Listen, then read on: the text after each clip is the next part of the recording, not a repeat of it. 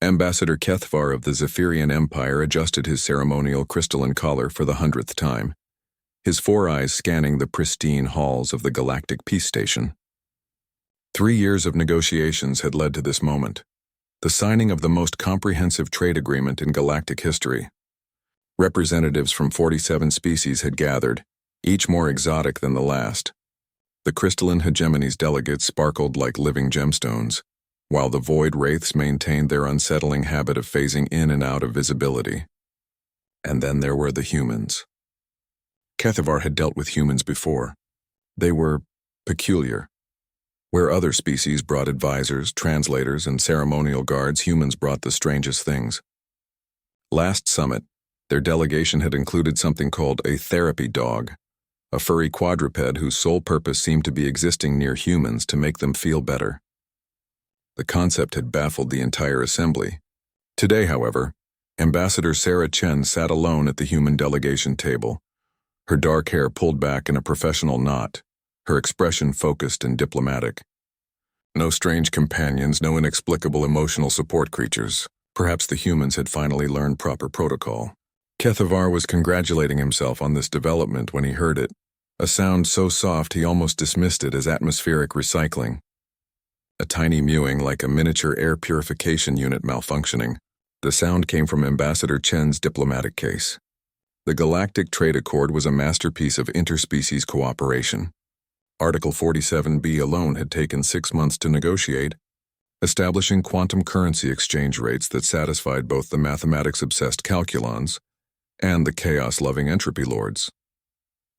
Every word had been parsed, analyzed and approved by teams of xenolinguists. The signing ceremony proceeded with the usual pomp. High Chancellor Vrex of the Dominion Corps spoke first, his metallic voice resonating through universal translators in 47 languages simultaneously. The Hive Queen's representative clicked and chittered approval, while gaseous beings from the Nebula Consortium swirled in patterns that somehow conveyed diplomatic satisfaction. When Ambassador Chen's turn came to sign, she stood gracefully, her diplomatic case at her side. That's when the case moved, just slightly. A subtle bulge followed by that soft mewing again.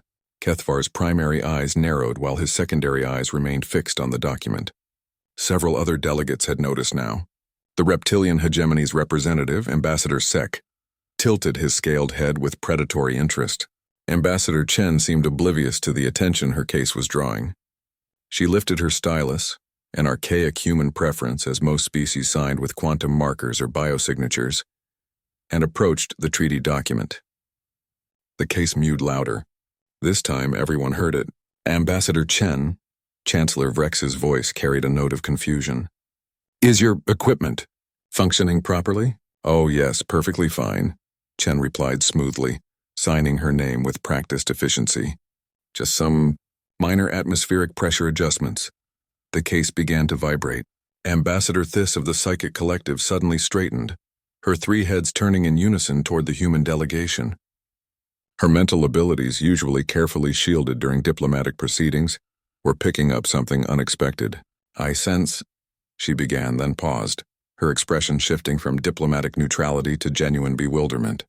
I sense extreme contentment and hunger and an overwhelming desire to play. The case burst open. What emerged defied every protocol in the Galactic Diplomatic Handbook.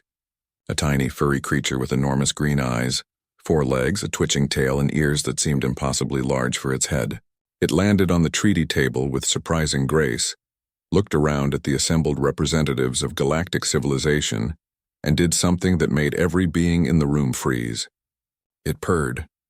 The sound was unlike anything in the galactic databases, not the harmonic resonance of the crystal singers, not the ultrasonic communication of the deep dwellers, not even the empathic humming of the peacekeepers. This was something primal, organic, and completely alien to every species present. Except it wasn't threatening. It was soothing. Ambassador Sek, whose people had evolved from apex predators, found his aggressive posture relaxing. The void wraith solidified completely, drawn by curiosity to this strange creature that seemed to emit calm like radiation. Even the notoriously impatient quantum shifters stopped their dimensional flickering. The kitten, for that's what Ambassador Chen finally admitted it was, padded across the treaty document, leaving tiny paw prints on the most important legal document in galactic history. It approached the Hive Queen's representative, a creature 8 times its size with razor-sharp mandibles, and did something that would be discussed in xenobiological circles for centuries. It headbutted the insectoid Diplomat affectionately. The Hive Queen's representative, a being whose species had no concept of individual affection, emitted a sound that translators struggled to process. The closest approximation was confused delight. "This," announced Ambassador Chen with the timing of someone who had planned this moment carefully, "is Luna. She's a kitten. On Earth, we've domesticated certain species not for food, labor, or protection, but simply for companionship." The implications rippled through the assembly like a psychic shockwave. The Dominion Corps' representative stepped closer, his mechanical sensors whirring. "You modify other species for emotional purposes?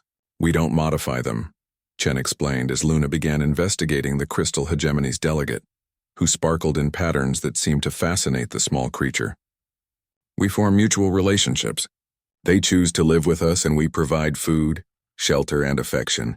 In return, they provide, well, this." Luna had begun what humans call making biscuits on the crystal delegate's arm, her tiny paws kneading in a rhythm that seemed to resonate with the being's natural harmonic frequency. The delegate began to glow brighter, and the universal translator picked up what could only be described as crystalline laughter. The Entropy Lord's representative, a being of pure chaos energy, attempted to manifest in a form that wouldn't frighten the kitten.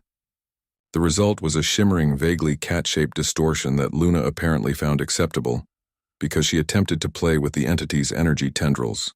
"This is highly irregular," Chancellor Vrex stated, though his tone suggested fascination rather than disapproval. "Yes," Ambassador Chen agreed. "But examine the room, Chancellor. For the first time in galactic diplomatic history, 47 species were interacting not through careful protocol, but through shared wonder at a creature that demanded nothing, offered no strategic advantage, and existed purely to be loved." The Psychic Collective's representative was broadcasting emotions she'd never encountered, protective tenderness toward a creature that served no purpose but to purr.